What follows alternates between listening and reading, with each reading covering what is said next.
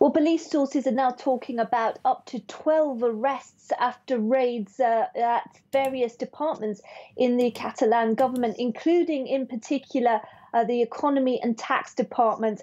And Josep Maria Jové, who is the number two to the deputy president of Catalonia and the economy minister, and the Secretary of State for Tax, Luis Salvador, are said to be among those arrested. We know that there are dozens of protesters now. We're seeing the images streamed live on Spanish television, dozens of protesters in front of those buildings shouting that they want to vote and that the Spanish police are being repressive. They have papered lots of referendum voting papers onto the police officers' cars.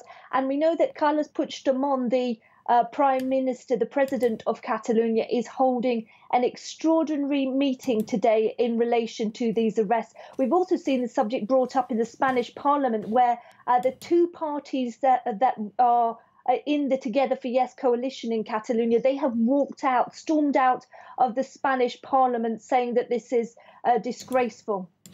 Sarah, the government in Madrid has really gone out of its way to stop this referendum that's planned for October 1st, to taking control of Catalonia's finances on Friday, among other things. Why are they so determined to keep the people from voting?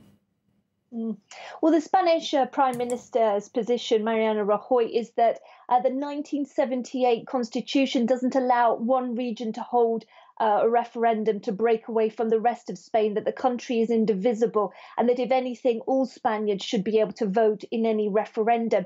Many Spaniards consider this a Pandora's box, because there's lots of different regions where different languages are spoken within Spain, and they have a history of problems, of course, going back before to the dictatorship.